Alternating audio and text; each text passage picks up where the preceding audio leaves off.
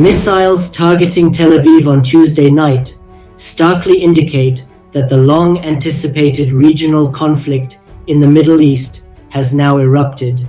Israeli officials have labeled the Iranian assault as a declaration of war, highlighting the diminishing forces of restraint in the region. This marks Iran's second aerial strike on Israel in under 6 months. Previously, there was a warning period, with slower drones and cruise missiles targeting a military base in the sparsely populated Negev desert.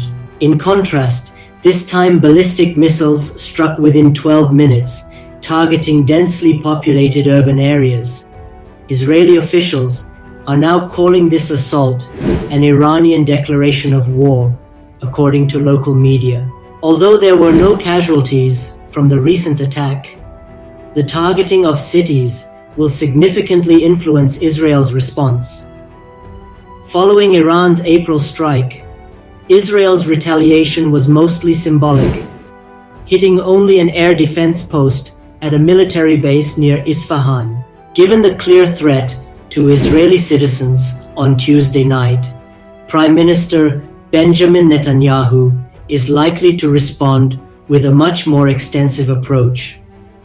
Plans are already in place for the War Cabinet to review, with a substantial target list that may include Iran's nuclear facilities. On Tuesday, the White House was the first to raise concerns about an imminent Iranian missile launch, likely attempting to eliminate the element of surprise and possibly deter the attack. When that effort failed, the U.S. briefing to reporters served the political purpose of demonstrating that Washington was not caught off guard. While this attack poses serious risks for the Middle East, it could also significantly influence U.S. politics, especially with just 5 weeks left before a closely contested presidential election. Donald Trump has been framing the Biden-Harris administration as inept on the global stage. The U.S.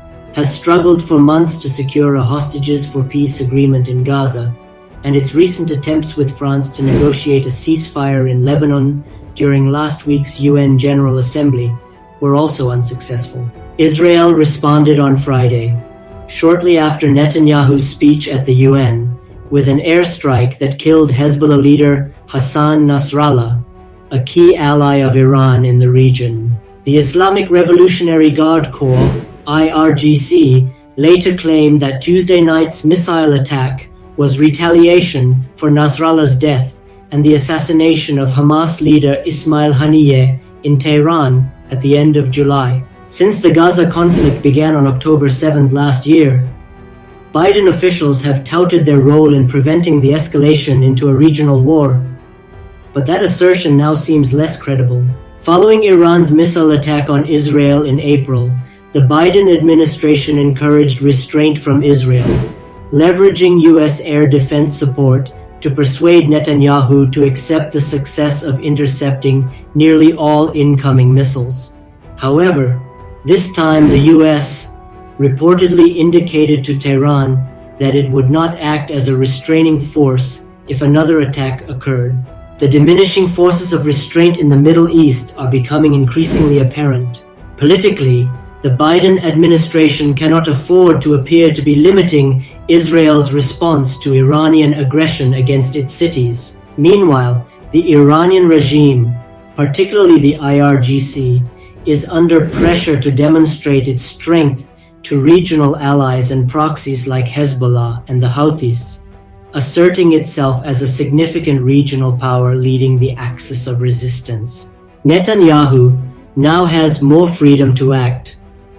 With Iranian missiles targeting Tel Aviv, it becomes much more challenging for Washington to influence his decisions, and his political opponents find it harder to call for his removal.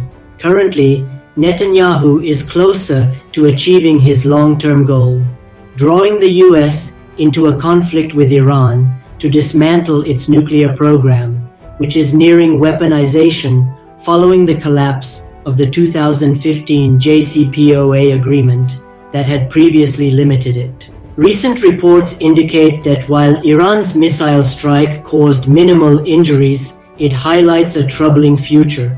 Missiles capable of reaching Israel in just 12 minutes, potentially armed with nuclear warheads. Israel's ongoing military campaigns against Hamas and Hezbollah are likely to intensify arguments from Iranian hardliners who believe that possessing a nuclear weapon is essential for national security and power. This, in turn, may spark calls in Israel for a preemptive strike.